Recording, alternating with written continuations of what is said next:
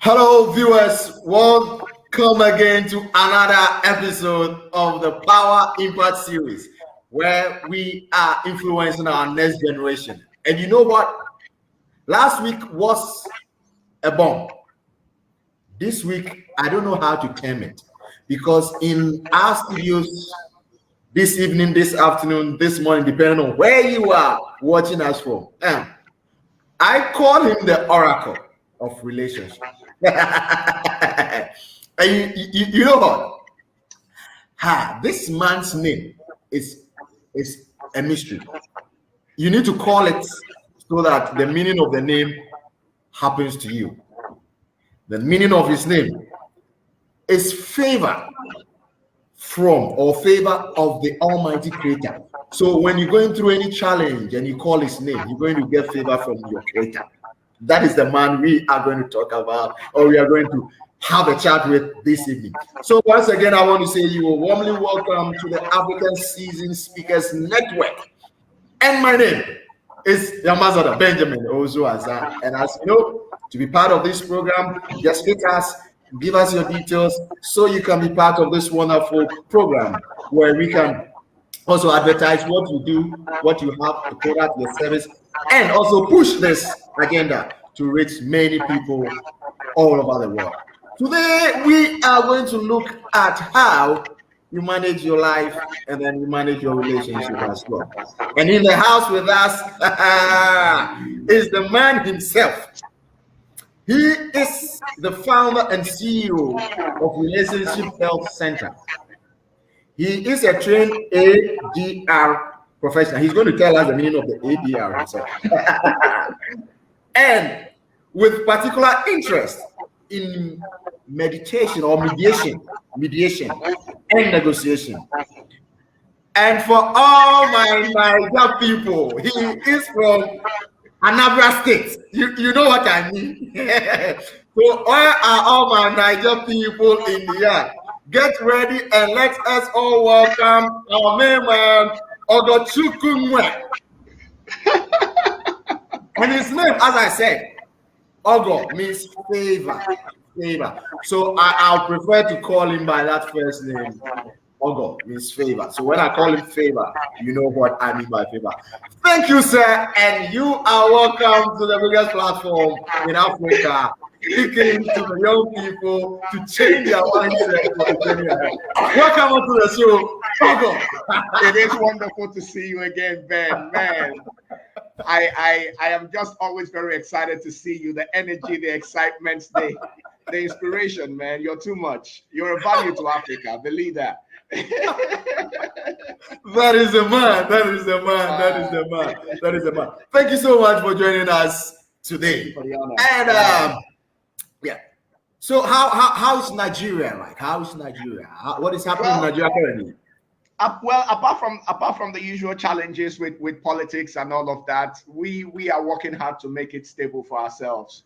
You know, we have had struggles that we never anticipated, that we'll be having in 2021. But you know how it is with Nigeria. We are resilient. We're tough. We just keep pushing.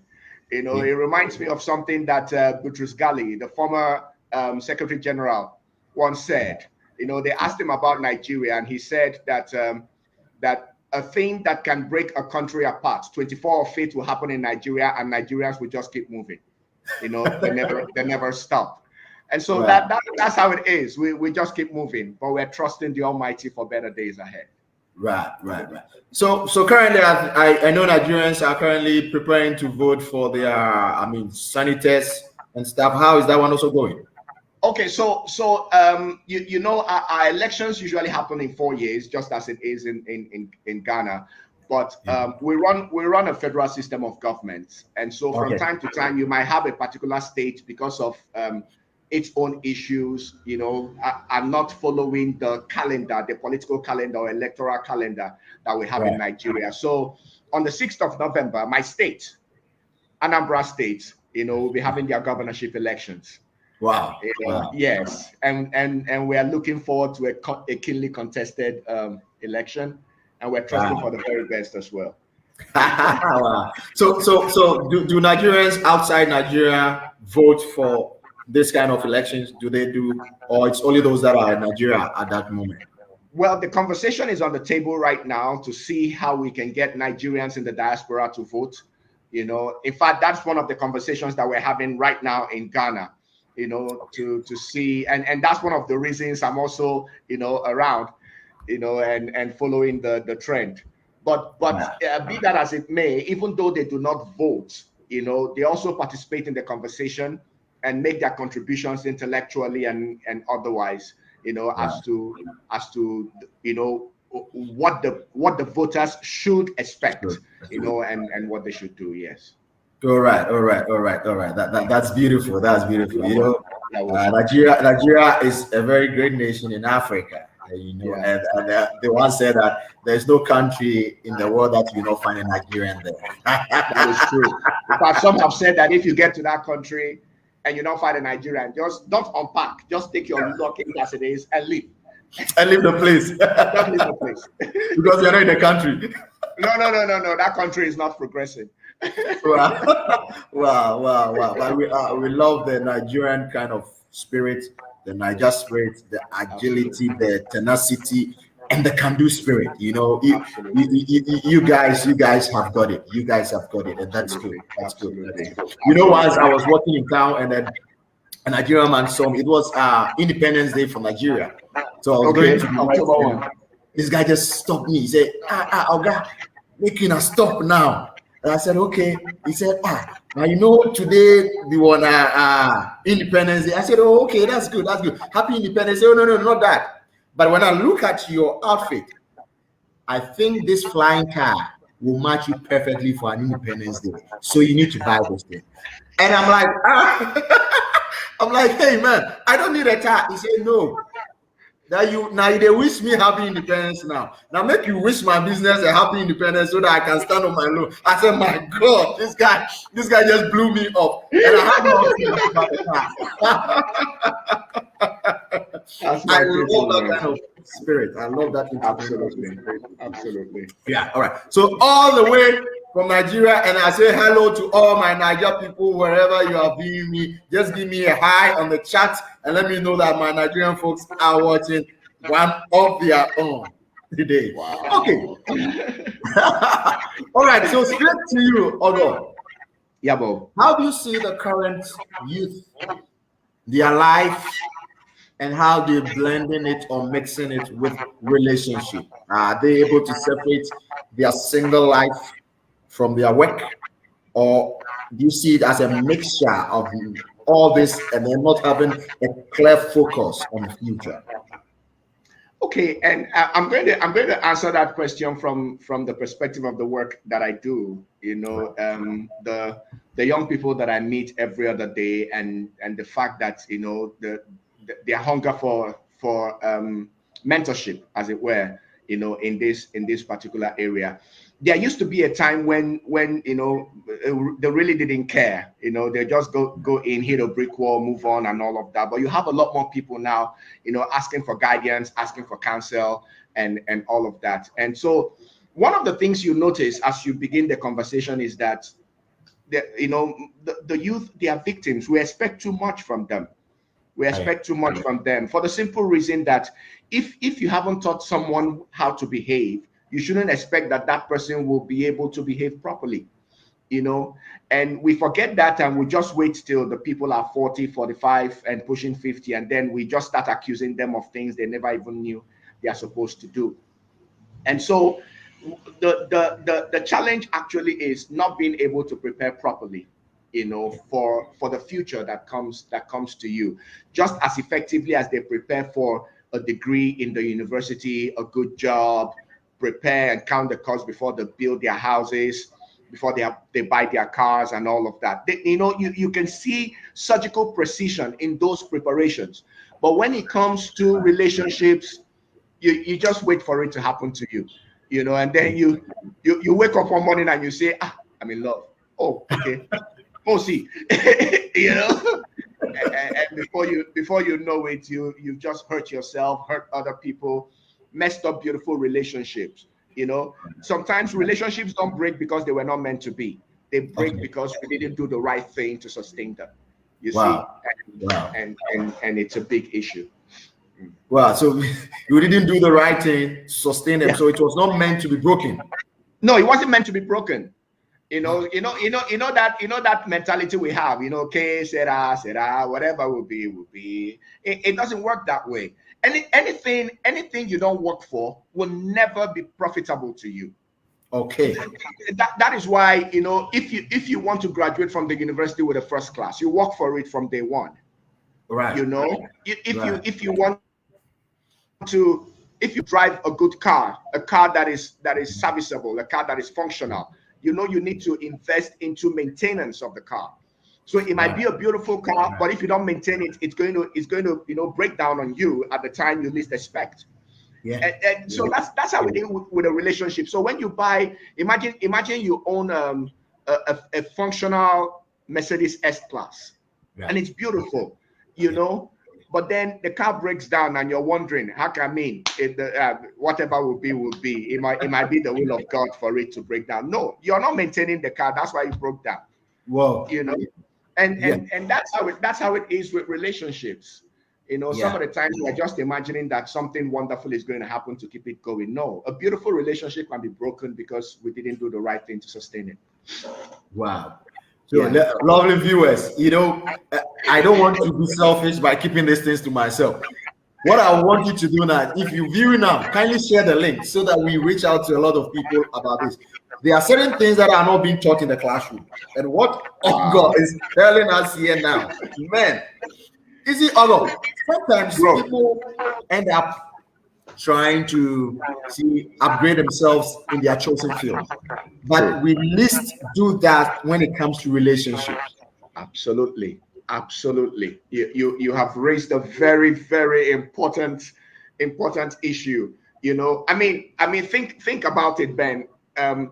We have this what we call wedding day.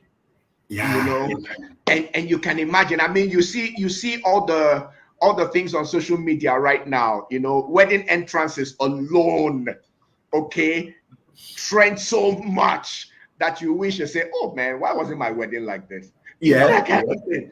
Now people spend a lot of money on the wedding day. They want to make sure that the dresses are okay, the food is right, the decoration is on point, the timing, everything is just perfect.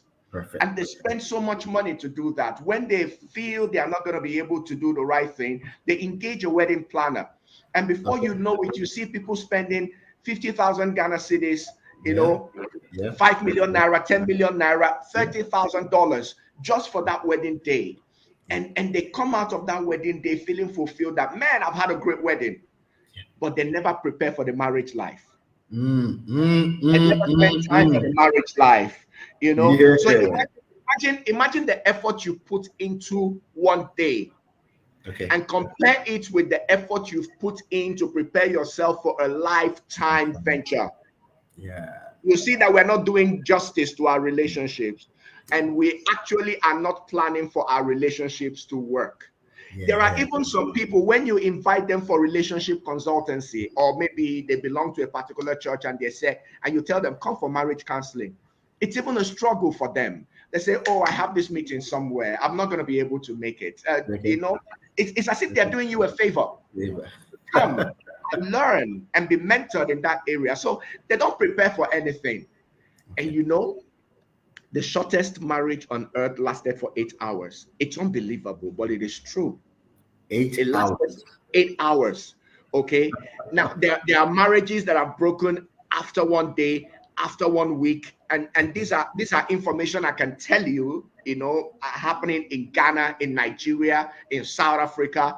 It's happening all over the place. In Togo, in Ivory Coast, 1 week you spend 50,000 Ghana cedis to break up after 1 week. Okay, it's crazy. There's a relationship. They had a misunderstanding because of a toothpaste. And after that misunderstanding, they just couldn't see eye to eye anymore. They broke up. And this is exactly what I do when I hear stuff like this. But really, toothpaste? But then when you sit down and think about it, you discover that if you are not prepared for it, you cannot manage it. Okay. If you're not prepared for it, you cannot manage it. And the best time to prepare for a wonderful relationship is when you're single. Whoa. Hey, where are all my single people in the house? We are about to get the antidote. We are about to because if you're single now, this is the best place to be right now. Because the man is about to open that can for us to see what needs to be done to get that preparation set before we move. So it's just like running a marathon, and then you were ready, and then you about to run the marathon, which is going to take you're having about 4 people doing the marathon or 4 people doing the relay changes, and you're the one starting it, and you don't have the baton.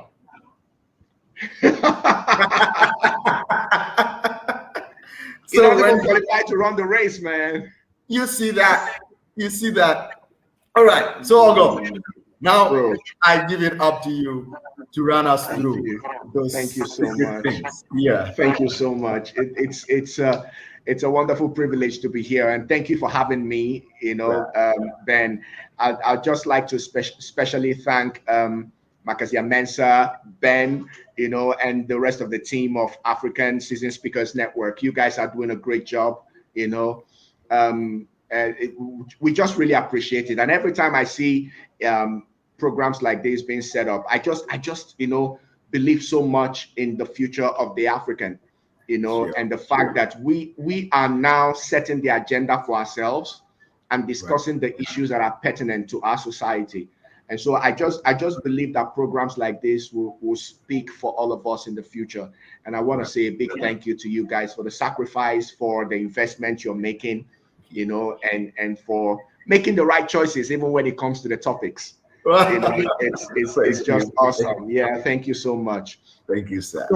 So my name once again is Ogochukwu Nweke, Ogochukwu Chidebere Nweke. You know, and the interesting thing with that name Ogo is, you know, it depends on how you call it. When you say Ogo, it means in-law. Okay. And when you say Ogo, it means favor. Yes. Ogo. Yes. Ogo means favor. Ogo is in-law. Okay. You know. Yes. And so it depends on how it plays out. Yeah. And so my responsibility this evening is to talk about life and relationships while you're single, you know, life and relationship while you're single. And I'm going to try to, you know, just see what I can break down in the time that I have, you know, and hope that maybe at the time of question and answer, maybe issues that I'm unable to raise during my presentation will also be raised. And so when we talk about life and relationship while you're single, we must always pay attention to 3 key issues. There's life, relationship, and single, and then the person in the center of it all, that is you. Right. Okay. So life, relationship, single, and you.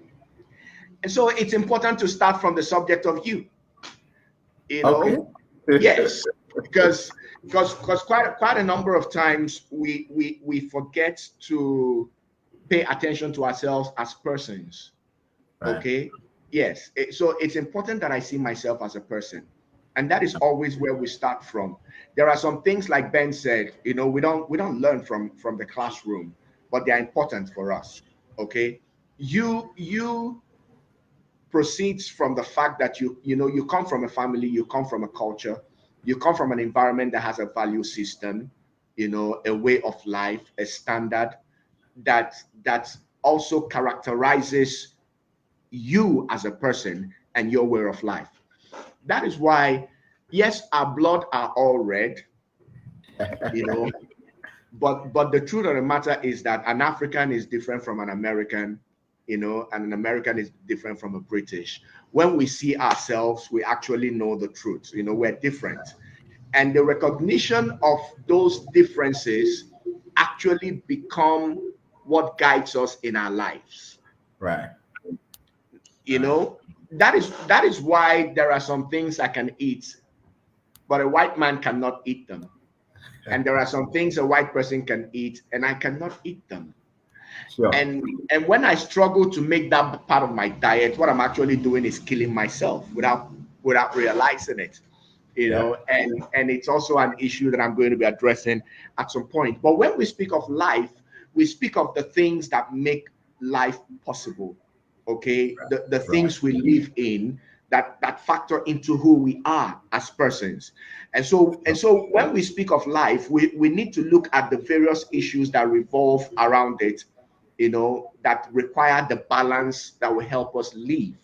Okay, because when we speak of life, it's not just about breathing, it's not just about, you know, the things that happen around us. We recognize the fact that we are also stakeholders, and so we make contributions, you know, to the things that happen to us. So when we talk about living life, first we're talking about being alive. So what does it mean to be alive? What does it mean to be alive? You know, because you can be living, but you're not alive. So establishing the fact that you're alive means that you understand what it means, you know, to live. Okay, you understand what it means to live, and that is the reason, you know, some of the times when you speak to people, they say things like, "Oh, I can't take poison." You know, it's as simple as straightforward as that. Yeah. I won't take poison because poison will kill me. Okay. Yeah. But then we're not paying attention to the things we're actually taking. Imagine that you take 2 tablets of paracetamol. That's good for you, isn't it? Yeah. But imagine that you take 6 tablets of paracetamol at the same time. The same paracetamol becomes poison. Poison to you. You know, so there are so many things that we're doing because we're not paying attention to it. We actually do not realize that we're not alive. Yeah. We're not alive because we're not thinking about life the way life is meant to be thought about. We're not approaching life with the energy, the mentality, the consciousness that it requires. Yeah. Because for as long as you are living, you're making choices. And every choice comes with a consequence. That consequence might be positive, it might be negative, but there will be consequence. Yeah. And so what you measure life with is not whether a consequence is positive or negative. It's about whether or not you're prepared for the consequences of the choices that you have made. Oh. So yeah, nothing is really so if I decide to go and live in the United States, there will be consequences. And some of those consequences might be heart-wrenching. Number one, I'll be away from my family. It means I've gone into a long-distance relationship. I might not be able to manage a long-distance relationship. The loneliness alone is huge. Okay. Yeah. Then there's the second issue of the fact that I'll be maintaining 2 families. I'll be running the home in the US and then I'll be running the home in Africa. Okay. True. I would have loved to be there when my daughter turns 10. Yeah. Yeah. But I'm not gonna be there when my daughter turns 10. And there are so many things I'm supposed to do in her life. I will not be there to do it in her life. These are all consequences. And I might come to a point where I'm saying to myself, considering all those things, that, oh, this is very painful for me. Now it begins to look like my staying in the US is a negative consequence. But I am also not thinking about the value I am bringing by staying in the US. Right. Okay. The financial leverage, for instance, that they are getting, okay, the career opportunities, the privileges that they are enjoying. I mean, just thinking about the exchange rate alone, man. You know, when you think about a dollar, you know, you can imagine what you can do with all that money. Yeah. And so it tells you that the consequences could be positive, it could be negative, depending on how you're looking at it. Yeah. Well, what breaks you, what frustrates you, what tears you apart is the fact that I did not prepare for the consequences of moving away from my family to the US. I didn't prepare for it. So because I didn't prepare for it, the frustrations can even cause a misunderstanding between my wife and I. It might cause a strain between my children and I. Definitely. So I'm making all the money, but I'm not fulfilled with what I'm making. Okay. Perfect. And then I get suspicious. There are trust issues in my marriage. You know, everything is just falling apart. And it is because I didn't prepare for the consequences of what I've walked into. Right. And so being alive also requires us to understand that everything we do is a choice. And those choices will have consequences. And so we must prepare for the consequences of the choices that we make. Okay. That is the concept of life. That is the concept of living. Okay. Now, in the process, we look at the things that factor into what we call life. So you're talking about health. You're talking about relationships. You're talking about your work. You're talking about the investments you make within your society and in yourself in order to develop yourself and develop your society. Okay. Because as I'm sitting down here, I don't know who my son is going to marry. And so I need to make the right investments, hoping that I'm also making investment in the girl that is going to end up becoming my daughter by virtue of the fact that she married my son. Sure. See? And so it's a factor of everything, you know, and also it's important to me to make those investments because I don't know who my daughter is going to marry. So you see, there's a lot.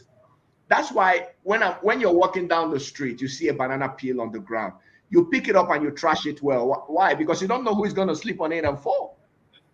You know, so these are the investments we make into our society to develop both ourselves and our society. Okay. And so when we think about this aspect of life, the first thing we must think about is to create a balance. How do you create a balance? How do you plan for life? How do you create a balance between your health and your work?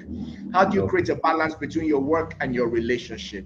How do you create a balance between your relationship and your environment? You know, how do you create a balance between your environment and your personal development? Okay, because the fact that you are able to balance it and give aspect of your life the time and the concentration it deserves is also a sign that you're alive. True. Okay, because you're not doing anything in excess and you're not allowing anything to suffer. So all these things are very, very important. Okay. So it means that, for instance, when it comes to health, like we're saying, you know that landmark statement, you are what you eat. Exactly. You know, you are what you eat. So it's important what I put into my body. It's important what I drink. It's important what I eat. It's important, you know, when I sleep, when I wake up, how I carry about my life. Okay, because all these things will factor into the kind of life I have, the kind of life I'm living. Okay, and the same thing when it comes to relationships. How am I living my life? Okay, as far as relationship is concerned, my relationship with my family, my friends, and with this particular person that I could refer to as my significant other. How do I build my relationship with this person? You know, how do I walk in those parts? One of the realities that a lot of us fail to pay attention to is that there's this African proverb. I need to say that because it will help me lay the foundation, you know, that I want to lay. Right. You don't learn how to use your left hand at old age. Okay. It's a very important African proverb. You don't learn to use your left hand at old age. Yeah. So this is the mistake a lot of us are making. We are waiting for a particular time when we now begin to say to ourselves, okay, this is the time to start thinking reasonably, to start behaving properly, to start eating right, to start sleeping right, to start studying, to start being disciplined and all of that. Okay, We don't realize that there is a time when we try to do that and it's already too late to achieve that. And if you're going to even be able to achieve it, it's going to cost you much more than it would have cost you if you had done it some time ago. Yeah, true. This is the reality of life. You know, even if you are achieving stuff, the truth of the matter is that you could have done it some time ago, and it would have been better if you did it then. Okay, and I can tell you from advantage of experience, even as I sit here, there are so many things I wish I did long before now. You know, because people tell you, oh, you know, don't worry, you know, especially, you know, when people begin to tell you, motivational speakers, you know, it doesn't matter, just build your life and you can just go, you get there, it doesn't matter, you didn't lose anything. Bro, forget all those things. Okay. I was speaking to a couple last week, and I told them, I said, having a child at 55 is not a miracle. Having a child at 55 is not a miracle. Having a child at 60 is not a miracle. Sitting down and praying and say, oh, let what happened to Abraham and Sarah happen to me, it's not a miracle. You don't even understand what you're praying about. Right. You see, because by the time you're 60, you have a child. You call the child a miracle. It means that your child is going to be 10 years old when you are 70. Okay. Fundamentally, you are missing that child's childhood. Okay. And there are roles you're meant to play in that child's life that you will not be able to play in that child's life. Right. So imagine that you have retired and you're depending on your pension to take care of your child. You know, it means you're not making enough money anymore. People don't realize it, but your pension is not more than 25% of your earning. It's never enough. And so you cannot use your pension to raise the child. It means that by the time the child is ready to be in the university, you're pushing 80. How is that a miracle? Is that a miracle? You know, because you see, you're just thinking about the fact that you've had a child, but you're not thinking about the implications of having a child. You know, and then you're expecting the child to understand that you cannot carry him or her on your back. You cannot spend time to play with the child. You cannot wake up at 2 a.m. when the child is up and play. These are the realities of parenthood. And if you don't do it at the right time, you will pay for it when it is time. Okay. These are the realities. Okay.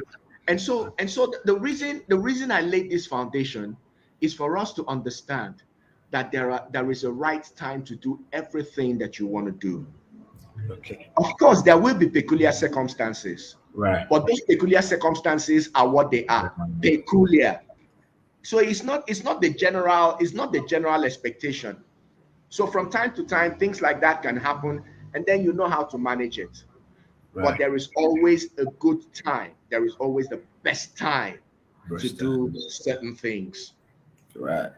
So if you don't do what you're supposed to do at the right time, be ready for the implications. Absolutely. It will catch you for front. It will catch you. You know? And you see, I'm a realist, and I try to paint this picture so that people actually understand the implications of the actions we take today. Exactly. Okay. Exactly. True. Bro, you and I know, okay? Even just by virtue of understanding parenthood, you realize that there are so many things you're not able to do anymore. Not because you can't do them, but because the realities of your situation now as a parent, you can't do it. It has caught up with you. You can't do it. It has caught up with you.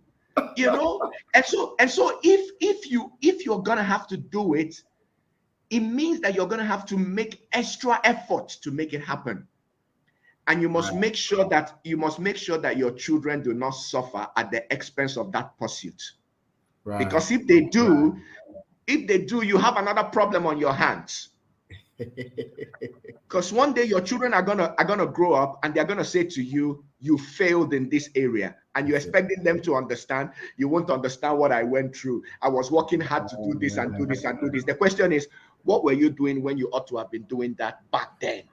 They want to understand. They need to heal because they don't understand. Exactly. Okay. So you realize that you see, you need to work extra hard. So even while you're planning to sleep for 7 hours, you might realize you sleep only for 4 hours if that thing is really important to you. Because the only time you can mess around with is your time, not their time. Their time is intact. Your time is limited. Yes, your own time is limited. So you make the sacrifice you need to make, then sleep for 4 hours instead of 7. It's going to cost you more. Okay. And so this is the message. That's the right. best time to do some of these things is when you're single. When you're single. The best time to do it is when you're single. The best time to get life right and the best time to get relationship right is while you're single. Okay. Because there are certain things you will not be able to do the moment you're married. Don't let anybody deceive you. Don't let the motivational speakers talk you into, thinking that you can just wake up and climb the mountain. It doesn't work. It doesn't work. Ask everyone that gets married and is now a parent. Some of the times it's morning. You don't know where the time went. You can't believe it's 6 a.m. How can it be 6 a.m. now? Didn't I just lay down now? I just finished changing Junior's diapers and I just put him in bed. I said, let me just stretch, and it's 6 o'clock. How? Where did the time go? Who's pushing the time? Who's pushing the time? Oh, God. These are realities. So there are some things that you need to do while you're single. Why? Because that is the time to build a foundation that will help you in life. Okay? That is the time to understand who you are, understand yourself as a person, understand your health, understand what you can do and what you cannot do, understand what you can eat and what you cannot eat, understand what you can drink and what you cannot drink, understand who you are, discover yourself, discover yourself so that you can plan your time and plan your life properly. Okay. Most times people don't know themselves, and so I am Ogo, and that is Ben, my very good friend. Yeah. Because I don't know myself, I go to Ben's house and he's drinking scotch. Yeah. Scotch is good for Ben. He knows how to manage it. Okay.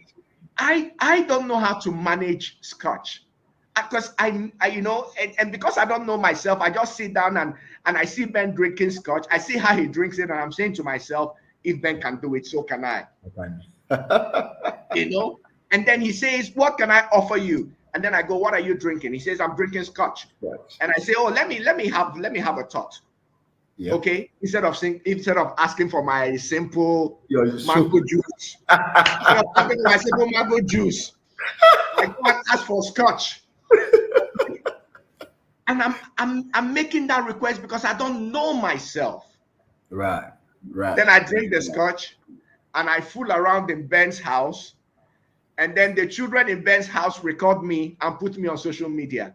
Oops. And I'm there fooling around. Why am I fooling around? I don't know myself. Yeah. But if I understand myself, if I've discovered myself enough to say, this is who I am, this is what I can take, this is what I cannot take. Yeah. When I go to Ben's and he offers me a glass of scotch, I'll say, my brother, no. Yeah. Don't you have mango juice? He says, no, please give me water. Water would do. It's fine. Water is fine. Because I know myself. Know yourself. Do you see? And the time to do that is when I'm single. So what does it mean? Being single is not just about not being in a relationship. Okay.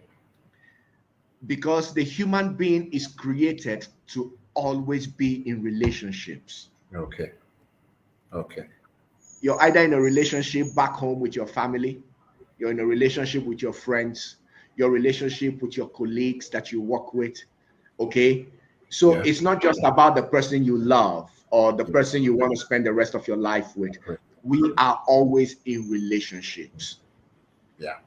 So what does it mean to be single? What does it mean to be single? Does it mean, oh, there is nobody attached to you? Is that what it means? No. To be single means you are not encumbered. Okay. To be single means you're not encumbered. To be single means you are focused. You understand what your focus is and you're pursuing after your focus. Okay. Right. To be single means that you've given yourself the independence of thinking.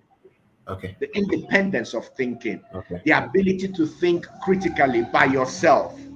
Right. You know, to be single means you understand that there are certain decisions you must make on your own. Nobody can make those decisions for you. That is being single, you know, and that is an experience that a lot of us have not had ever in our lives.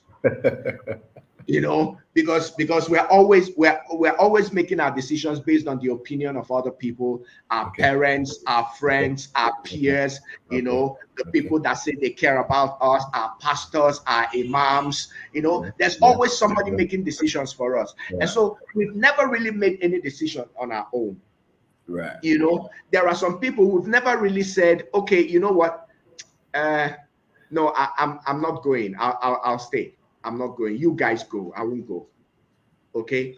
Some of us have not made the decision of saying, I'm going to wear a black shirt today. Some people have not ever made that decision in their lives. Yeah. Okay. Even when they have the opportunity to make those decisions, they put it into the hands of somebody else to make it for them. Okay. Right. And so some people do not understand what it means to have an alone time, you know. And so they're always in the midst of people. And you notice that with those people, the moment they sit down to think, they get distracted. Okay. Yeah. Yeah. The moment they sit down to think, their attention span is so short because they've not worked on themselves, they've not disciplined themselves enough to have alone times. Alone time. You need to build it. You need to build it. Okay, it's not something that anybody is going to do for you. So you just say to yourself, I'm going to wake up in the morning, just sit down by myself, read, not because I want to pass an exam, but read because I just want to expand my horizon. Right. You know, so it's not because the geography of people is an interesting thing to read, but I know that if I know it, then I know how Ghanaians behave. And then I know that when I travel to Ghana, I will behave myself properly so I don't have any problems with Ghanaians. Wow. Wow. Do you see? Wow. It's called personal development. Right. Okay. It's not fun to read, but it is important that you read it and know. My brother, do you know that thing helped me when I traveled to Dubai? I traveled to Dubai and we went out to eat. Now there was this woman, you know, she was all covered in her jalabia and or, you know, sorry, what you call the thing they wear, hijab. You know, yes, you know, and they covered and she was sitting down. And something happened. I needed to get her attention, and it was for her safety. Okay. But I know that a woman that is covered like that is a married woman, and you don't go out of her way to touch her just because you want to get her attention. Okay. Right. Right. So I did all I could to get her attention. I had to walk faster, you know, and I went round and stood on the side to speak to her. Okay. To you know, for her safety. And you know something, husband and his friend were standing and watching from a distance. Wow. So you can imagine the kind of trouble I would have walked into. If you had not known that. If I had not known that. So some of those information, so you say, oh, but it was innocent. I didn't even do anything. I just touched her on the shoulder. Another man's wife. On the shoulder. And you think it was okay. We don't care where you're coming from. This is our culture. And you need Master, to know. you buy markets now. You buy markets. You know? And so I learned from reading. I took time to study. Am I saying I know everything? No, but you need to develop yourself because it will help you in the day of reckoning. Okay. That's the concept of singleness that is necessary for life and relationship. Okay. So you can be in the midst of 20 people, but you have a mind of your own. You understand what it means to be single. Okay. You know that nobody completes you. You are complete by yourself. Okay. And when you get to that point, you understand that I don't have to do anything to please anyone. Exactly. Because if I have that mentality, I will beg to be in a relationship. And when I beg to be in a relationship, I will beg to stay in a relationship. Okay. That is where abuse begins. You have offered yourself. You have offered yourself for abuse. Because you will do anything to be in a relationship. You will beg for a relationship. So even when you know you're merely being tolerated, you're not being celebrated, you still stay there. Okay. You still stay in it because you beg to be in it. You call Ben. Oh, Ben, she wants to break up with me. Please come and talk to her. This. You're begging. So you know that this person is insulting you, treating you less than a person, but you want to stick around in the relationship because if I leave, where will I go? Okay. What will people say about me? So you don't feel complete in yourself. Okay. When you feel complete in yourself, you know that you cannot be susceptible to abuse. You shouldn't even allow anyone push you to that point. Okay. You pay attention to the danger signals and you know what you can manage and what you cannot manage. Exactly. You see? Now, in understanding these things as a single person, immediately what it also tells you is that not everybody fits into your life. Okay. Not everybody fits into your life. Okay, it's just like when you're talking about the orange tree. Right. You can bud an orange with tangerine, but you cannot bud an orange with mango. Yeah. You see? Yeah. And then when you come to the cat family, lions can sleep with tigers to create ligers. But a lion cannot sleep with a zebra. Okay. Yeah. The attraction is not even there. It will not happen at all.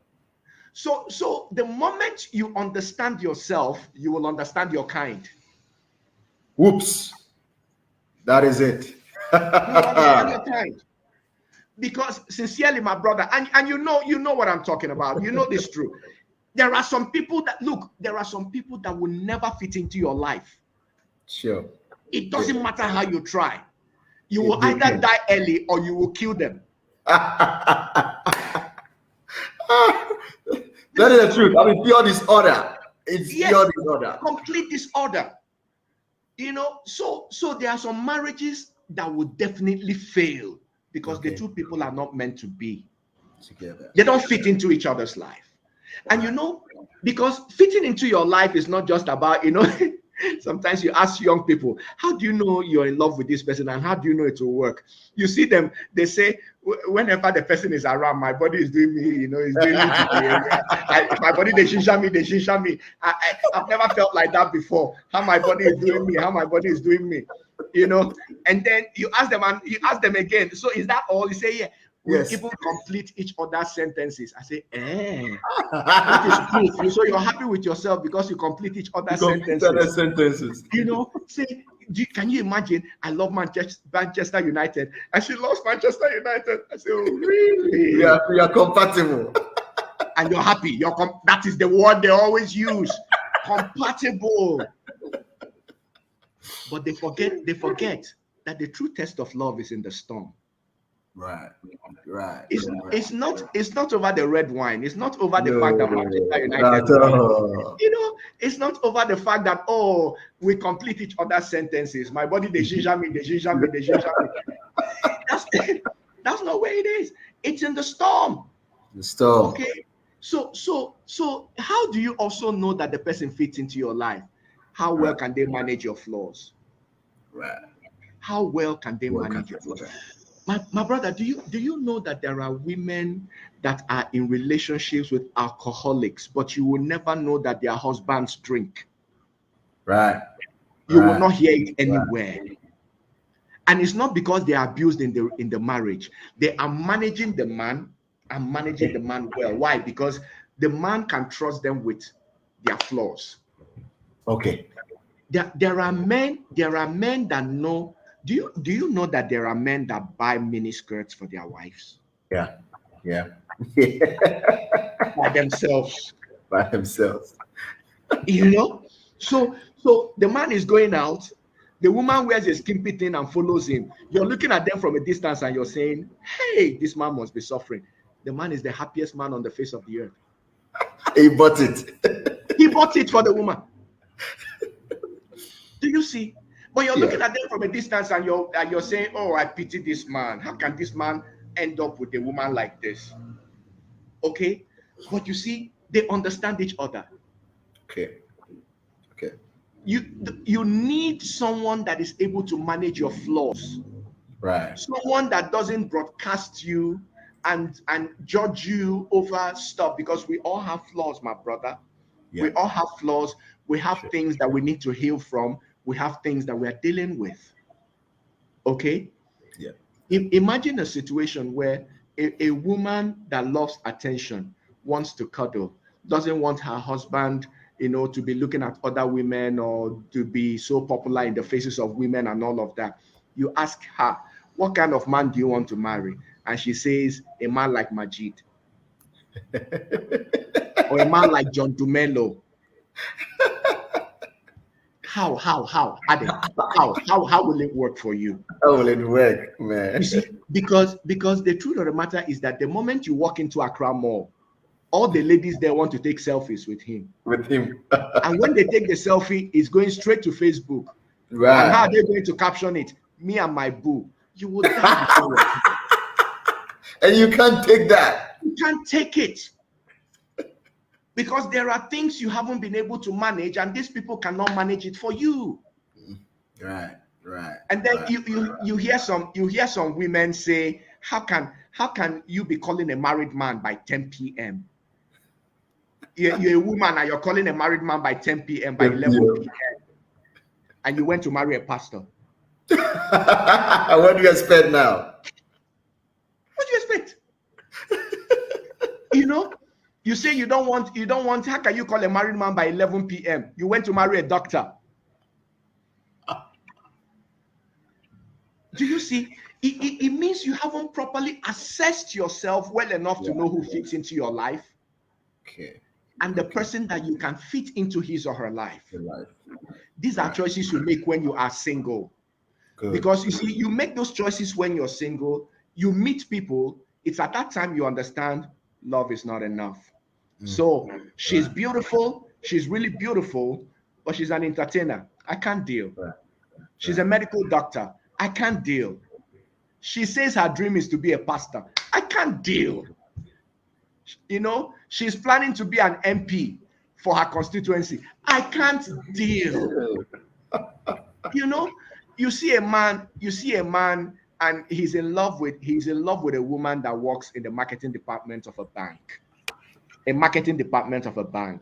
Now, these are some of the people that close last, because they go out, they do a lot of work, and then they come back, they need to close their accounts, make sure that they do all their reports well. So when others are closing by 5, they're in the office till 7 or 7:30. Now, that's the kind of woman you're in love with, and they ask you, what kind of home do you want? What kind of person are you? You say, well, I don't want any house help raising my children, and I don't like to eat food that is in the freezer. I like for my food to be fresh. So when I come home, I want my food fresh and all of that. And you went to marry somebody, or you're in a relationship with a marketer in a bank. Marry a teacher. You need to be realistic about your expectations, and you need to understand the implications of the relationship that you've walked into. All these things happen to you when you're single. It is at the time when you're single that you can make the right decisions concerning your health, concerning your relationship, concerning your investments, concerning your work, because those decisions, you don't make them when you're already in, you make them when you're out. So that you are certain that you are making the right decisions and you are prepared for the consequences of the choices that you make. Wow. Yeah. I think this would be a good time to pause, bro.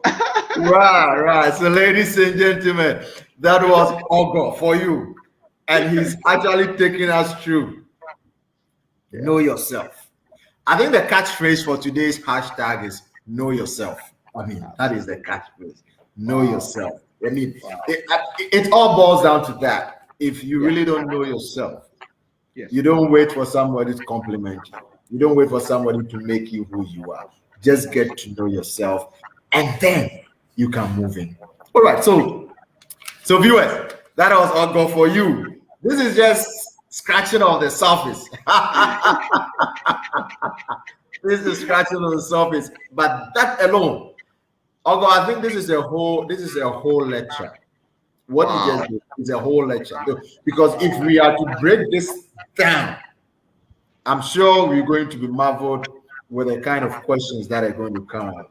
So viewers, that was all for you. Kindly share the page, like it, share the page, and also be part of this so we can reach a larger number, to letting the singles know. I mean, letting you know yourself whilst you're single before you move in to complement somebody else. This has been powerful.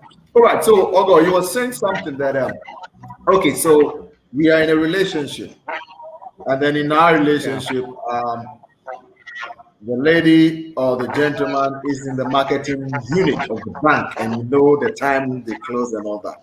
Okay, so they forge ahead with the mindset that, oh, when we get married, I mean, one of us is going to quit their job because I wouldn't want this to happen.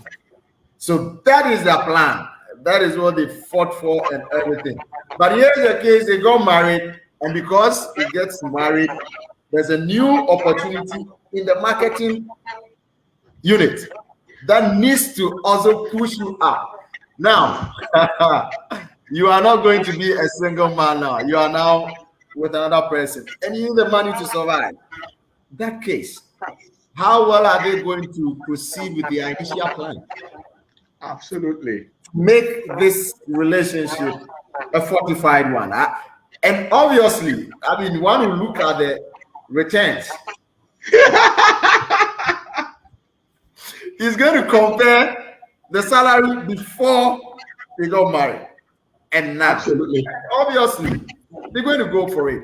It's going to be a dicey situation for you to say, okay, she's going to resign and do what? Such a situation. How would they handle that? Because this can easily split or break the whole relationship. Absolutely. So in fact, it's a two-way traffic. It's a two-way traffic, and it's wonderful that you brought it up. Now, the first thing, just from your scenario, they agreed. So they understood that the way things are, this might not be the way to go. Okay. So they agreed that one person was going to quit the job once they get married. But the issue is that is just one of the options. I always say to people, don't destroy people's careers because they went into a relationship with you. Okay. If you love them enough to embrace them when you see them, then encourage them to continue in their career, except when it has become dangerous and it is in their own best interest that they walk away from that career. But if it is what they were doing, that is where you met them.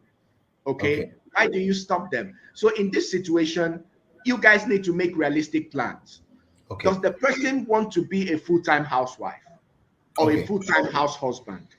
If it was not part of the plan, you cannot get married and say quit your job. That would not be fair.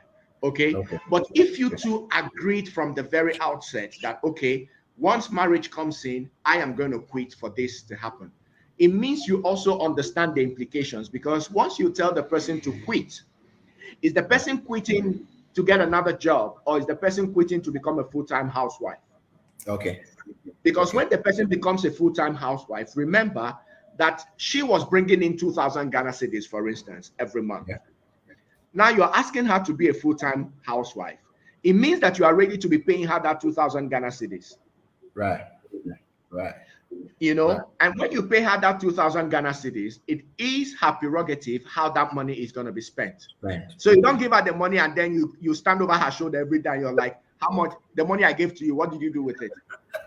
You know, because she is making certain contributions. That is why she's not working in the bank anymore or elsewhere. Okay. So all those things have got to be considered. And if at the end of the day, you now come to a point where you're saying to yourself, okay, I have agreed to quit, but we're at this point now, and this is the reality. The money is good. What do we do?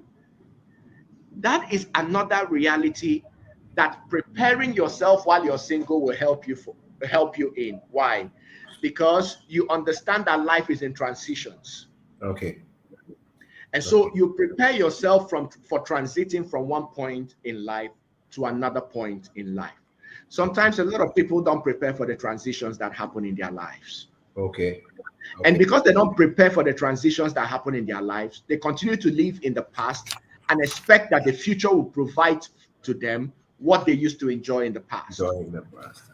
So here I am. Before I became a head of department, okay, in the bank, I could close at 4 o'clock. I could close at 4 o'clock. And it was okay. Awesome. But now I'm head of department. And of course, when I close at 4, I get home at 5. I spend the rest of the evening with this lovely person I call my wife. Right. But now I'm head of department of the bank. And I close at 7:30, sometimes 8 p.m. Yeah. By the time I get home, it's 9. Okay. Now my wife is there and she's very angry. You know, you don't give me as much time as you used to. Reality check. The time is not there again to give to you. Sure. And so when the couple also do not prepare themselves for the transition, they have problems. Right. All right. And you learn about life being in transitions when you're single. Good. And you see how you move and the discipline to embrace them. Because in that situation, you can't change it. You can't. Okay. You marry a doctor, and you haven't prepared yourself for the reality that evening, just when you want to cuddle, there might be a phone call. There's an emergency. The person has to rush to the hospital. It's a reality you have to embrace. It's your transition. So the person said, I will quit, but now there's an offer, and that offer is going to bring in more money. So how about two of you sitting down and saying, sweetheart, maybe we should get a house help? Okay. Do you see? Okay. Maybe we should get a house help. Maybe we should bring in one of the family members that has time on his or her hands right now to help us with the balance. Okay. You know, so that we can also make this money at least for a certain period. Okay. These are realities. So what are your contingent plans? What are the arrangements you are making to be able to get out of those implications? But when you put your foot down and say, is this way or no other way? Remember that it will have implications, and those implications will stare you in the face. It's just a matter of time. Right. Those implications will stare you at the face, just a matter of time. Okay, so Ogo, this is another question that I have here. It says, can a cracked marriage be fixed? And he's saying that in terms of personality clash, that wasn't considered prior to the marriage. Okay. Yes, it can be fixed. Okay. And that is where the issue of mediation comes in. Okay. Yes, but before the couple come to the table of mediation, they already have made up their minds to value the relationship more than they value the interest they have. Okay. So the relationship comes first. And when the relationship comes first, you find yourself saying, I can put away my interest for the interest of the relationship. My interest is not the subject. The relationship is the issue. And it's a two-way traffic. Both parties are coming to the table. Okay. So I'll give you an instance, okay? And this is my personal experience. Right. When I got married to my wife, you know, we're very young, and you know how it is when you actually go into the relationship that you get to, you know, discover certain things that you were not paying attention to back in the days. Yeah, because we don't even ask the right questions. You know, we don't observe the right things. All we want is to be able to go sit somewhere and drink red wine, you know, and then you're asking the person to tell you all the nicest things on the face of the earth, and you're always writing a poem, and you're standing in front of her and say, when I think about you, the moon stands still. That is what we spend our lives doing. You know, we don't pay attention to the realities. So you're looking at these things hit you, and you're saying to yourself, I should have known this before now. Okay. What happened? So in my case, my wife is not a night person. Okay. My wife is not a night person. Okay. So once it's 9:30 p.m., it is very likely that my wife is going to sleep off. It doesn't matter what the issue is. Okay. You can actually be running into the house and saying you've received a promotion. They have made you ambassador of Nigeria to the UK and all of that. Please check the time before you start. She might sleep off. Right. And you see, it can become an issue, okay? Because you can define the person as insensitive. Okay, you're not even paying attention. The best moments of my life, my toughest moments, you're not even there for me and all of that. Every issue you want to sleep off, then cost you, you know, the you sleep cost you, you know, and it becomes a huge issue. But when we started to mediate in our marriage, and yes, it did cause a misunderstanding, you know, a few times, because why? At 9:30 it's not that late. Okay, but for my wife, it is late. Right. But you know something, Ben? I kid you not. At 4 a.m., my wife's eyes and her brain are so bright and sharp, like a thief. Sharp. So sharp. You can't believe that anybody can be that effective, that surgical, you know, at that time of the day. Right. So what did we do? Save the important conversations for the morning. And that's the key. And we stopped having the misunderstandings. Know yourself. Know yourself. But imagine a situation where I stuck to my interest and I say something like, my wife has got to listen to me the time I want to talk. Yeah, if it's important to me, it should be important to her as well. I am putting my interest before the relationship. Okay. Do you see? Right. And she's saying it's 9:30 p.m. I will sleep. Right. So even when she makes the effort, for instance, and you guys are together and it's 10 p.m., 11 p.m., don't make it a tradition. It doesn't mean it will happen for you tomorrow. Right. Enjoy it. Enjoy that 11 p.m. and be thankful to the Almighty. But don't make it a tradition. Do you see? Right. There is another pattern that works. Right. Adopt that pattern. Mediate. Okay. So you need to look beyond yourself, and you're saying to yourself, do I want this relationship to work? If I want this relationship to work, what sacrifice do I need to make? That sacrifice that I'm required to make, is it going to cost me anything particularly? Does it cost me my values? Does it take away who I am? What does it do?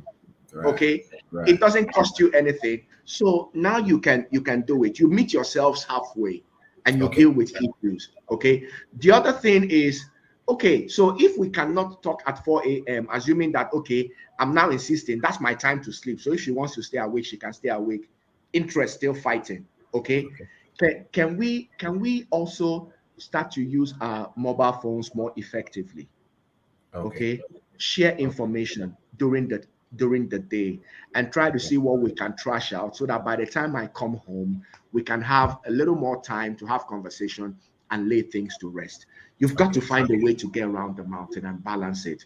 No two relationships are the same. So you need to work out what works for two of you in order to make it work. Right. But it's achievable. Yeah.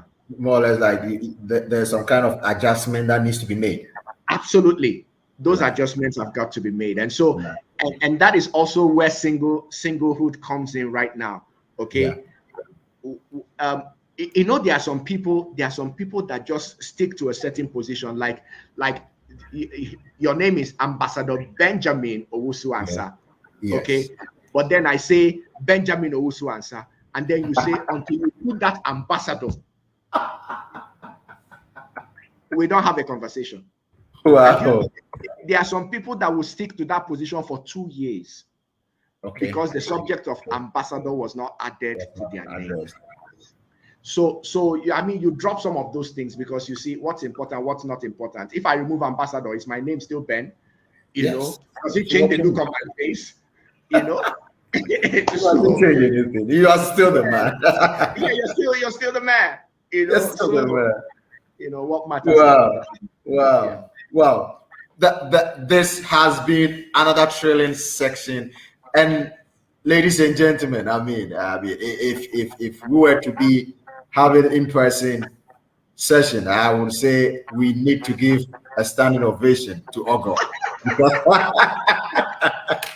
because this man here has brought to light and brought to bear things that you are not being taught in school, and things that when you are not even careful, you can't observe them in life by yourself. He has actually brought our mind to certain things. I mean, he said it. I mean, when you're dating, I mean, you just wonder, you feel your part, and you're not even paying attention. Just as he said, he gave his own example. Didn't know the wife is an early morning person, an early morning bird, and he is a late night person. But I mean, during relationship, you are not bound to see all these things because that is not where your attention is. But he has brought our attention to that point that we can now pick some of these things and get to know who really we are before getting to join up with another person. And remember, when you join with that person, we keep on saying that till death do you part, and you're going to live the rest of your life or the rest of your life with this person. So how are you going to adjust with their life? Are you going to put your interest before the relationship, or are you going to put the relationship before your interest? He has given us those nuggets, and for me, I think this is the best book I've read this day. That is the man for you here. And I mean, all the way from Nigeria, giving us this nugget. We are so appreciative of it. We say thank you, Lord. Thank you a million times. And we cannot even continue thanking you because you've given us a pictorial view of living a single life before you move into a relationship. That will not give you any kind of crisscrossing. The challenges will come, but knowing what to put ahead of the relationship makes the relationship a. So on behalf of the African Season Speakers Network, we want to say a very big thank you to you, sir. I think this is just part one. Well, viewers, if you agree with me, type into the section, into the chat section, and say we want part two. It is not going to be just my own orchestration. We want a part two of this. This alone is not enough. We want a part two of it because some of the things he shared with us were too much. He said, you can't believe it, but you are not alive. Man, that is something else. That is something else for us. That is something else for us. So, on behalf of the team here, I say thank you so much, sir. And with every respect, we want to lie prostrate now. I said, I'm going to make our prostrate now. I want to lie prostrate now. We want to say a very big thank you to you. Thank you, viewers. Share the page. And as we always say, if you want to be part of it, just hit us and then send us an email at info@afsesnet.com, at gmail.com. And then let's come together, join forces with us, sponsor this program, and let's reach a larger number of people whilst we influence our generation. So, as we are saying always, today's catchword has been know yourself. And thank you, sir. We're waiting definitely for the part two of it. This is just a tip of the iceberg. Thank you. So, viewers, we're going to have you here next week on our episode, which is also going to be a wonderful one. And I hope you're not going to miss it. Thank you so much. My name It's Ambassador Benjamin also answered. We'll catch you again next time.